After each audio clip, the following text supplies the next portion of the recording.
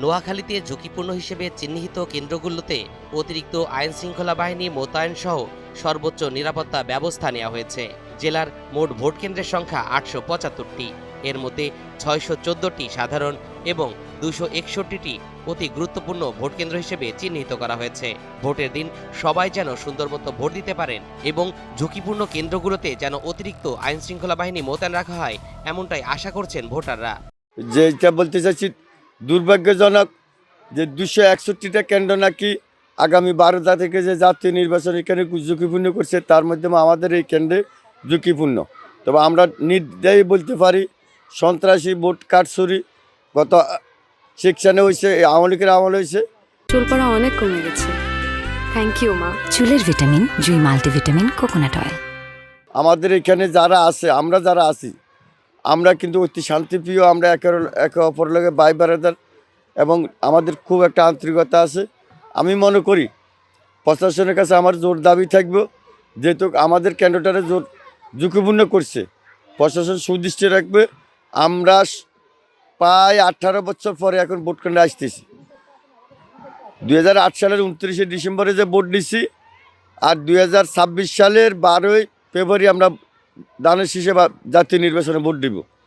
আমি সকল প্রশাসনের কাছে উদাত্ত আহ্বান রাখবো, আপনারা যেসব কেন্দ্রগুলারে একটু একটা চক্রান্ত ঝুঁকিপূর্ণ করছে, আপনারা সুদৃষ্টিতে দেখবেন। আমরা দীর্ঘ 17 বছর ভোট দিতে পারিনি।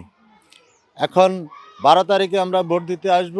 মা বোনেরা যেন ঠিকমতো আমরা নির্বিঘ্নে ভোট দিতে পারে। প্রশাসনের কাছে এই আবেদন যে আমাদের ঝুঁকিপূর্ণ এই কেন্দ্র করেছে, কেন করেছে জানি না। আসলে এখানে ঝুঁকিপূর্ণর কিছু দেখি না। তারপরে সরকার যখন ঝুঁকিপূর্ণ করছে, আমাদের প্রশাসনরা যেন এখানে উপস্থিত ভালোভাবে কাজ করে। এই কেন্দ্রটা যে 12 তারিখে যে সুস্থভাবে মনে করেন মহিলারা আসি ভোট দিতে পারে, পুরুষও তো আসবে, মহিলাদের আসি যে সুস্থভাবে ভোট দিতে যেতে পারে। এখানে আসলে আগে তো বিগতভাবে 16-17 বছর ভোট দিতে পারিনি।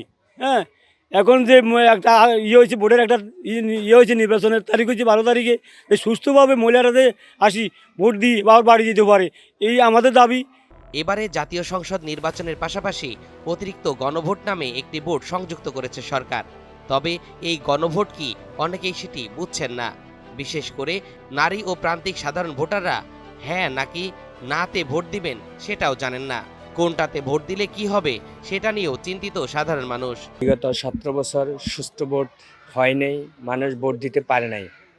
এখন ভোট শুরু হয়েছে, আগামী 12 তারিখে ভোট দেবে, সাধারণ জনগণ ভোট দেবে, সবাই স্বতঃস্ফূর্তভাবে ভোট দেওয়ার জন্য আগ্রহী। তবে এখানে একটা অপশন আছে, সরকার হ্যাঁ না একটা ভোটের অপশন রাখছে, কিন্তু আমাদের গ্রাম অঞ্চলে হ্যাঁ না ভোটের এরকম কোনো প্রচারণা আমরা দেখি নাই, বা কোনো মানুষ বুঝে নাই, মহিলারা বুঝতেছে না যে হ্যাঁ কিসের জন্য দিবে বা না কিসের জন্য দিবে। এটা নিয়ে মনে হয় মহিলারা শঙ্কা পড়তে পারে। এই জন্য আমার আকুল আবেদন যে এখনও 2-3 দিন সময় আছে, এগুলো নিয়ে আলোচনা করে বাড়িতে বাড়িতে যারা আছে দলীয় প্রার্থী, তারা যেন মানুষকে বলে যে হ্যাঁ এই কারণে বা না এই কারণে। বিসমিল্লাহির রহমানির রহিম। এটা 3 নম্বর দানসিডিং একটা কেন্দ্র। আমরা ভোট দুমুর সবাই জনগণের ভোট দিবার অধিকার আছে। ভোট দিবার অধিকার ঝুঁকিপূর্ণ কেন্দ্র করছে, এইটাও ঠিক আছে। প্রশাসনের কাছে আবেদন থাকবে আমার, জোরালভাবে প্রশাসন নিয়োগ করে এখানে সুষ্ঠু ভোট করার জন্য, যে মহিলারা জনগণের ভোট দিবার লাগে আসতে অভিজ্ঞতা হারে ভোট দিতে পারে। এইটাই আমরা আশাবাদী করি। একটা ভোট আছে হ্যাঁ না না, এই ভোটটা আমরা কর্ম দিতাম কি হাত দিবে লাগবো না না দিলেও ভালো হইব, এই ভোটটা আমরা জানি না। এই ভোটটা কোত্থেকে তৈরি হয়েছে মহিলারা বুঝতেছে না, আমরাও বুঝতেছি না, আমরা বুঝতে পারছি না, আমরা নিজেও বুঝতেছি না। আমরা এটা কী ভোট দিতাম, কেন দিতাম, এটা আমরা জানতেছি না। এটা আমরা জানবার জন্য একটু এবার কাছে জিজ্ঞাসা করছিলাম। নোয়াখালী জেলা 6টি আসনের 875টি কেন্দ্রের মধ্যে 261টি কেন্দ্র ঝুঁকিপূর্ণ হিসেবে চিহ্নিত করা হয়েছে। এসব কেন্দ্র সহ সব কেন্দ্রে ভোটারদের নিরাপত্তা নিশ্চিত করার ব্যবস্থা নেওয়া হয়েছে। মাঠে সেনাবাহিনী, বিজিবি, র্যাব, পুলিশ সহ আনসার ভিডিবির সদস্যরা কাজ করে যাচ্ছেন, এমনটাই জানালেন জেলা প্রশাসক ও রিটার্নিং কর্মকর্তা। আপনারা জানেন আগামী 12ই ফেব্রুয়ারি সারা দেশে ত্রয়োদশ জাতীয় সংসদ নির্বাচন এবং গণভোট অনুষ্ঠিত হবে। নোয়াখালী জেলায় 6টি সংসদীয় আসন, আমাদের মোট ভোট কেন্দ্র 875টি। আমরা নির্বাচন সুষ্ঠু করার জন্য ইতিমধ্যে সর্বাত্মক প্রস্তুতি গ্রহণ করেছি। মাঠ পর্যায়ে পুলিশ, বিজিবি, সেনাবাহিনী, র্যাব, আনসার, কোস্টগার্ড, নৌবাহিনী সহ সকল বাহিনীর ফোর্স ইতিমধ্যে কাজকর্ম করছে। আমাদের প্রত্যেক উপজেলাতে নির্বাহী ম্যাজিস্ট্রেটগণ নিয়োজিত রয়েছেন, পাশাপাশি জুডিশিয়াল ম্যাজিস্ট্রেটগণও নিয়োজিত হয়েছেন।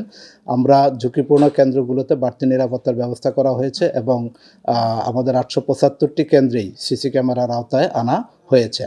সর্বাত্মক প্রস্তুতি রয়েছে। আমরা আশা করছি জনগণ অত্যন্ত স্বতঃস্ফূর্তভাবে এবং নির্বিঘ্নে ভোট কেন্দ্রে আসতে পারবে।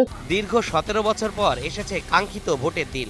নিজেদের পছন্দের প্রার্থীকে যেন ভোট দিতে পারেন স্বতঃস্ফূর্তভাবে, এমনটাই আশা করছেন সকল ভোটাররা।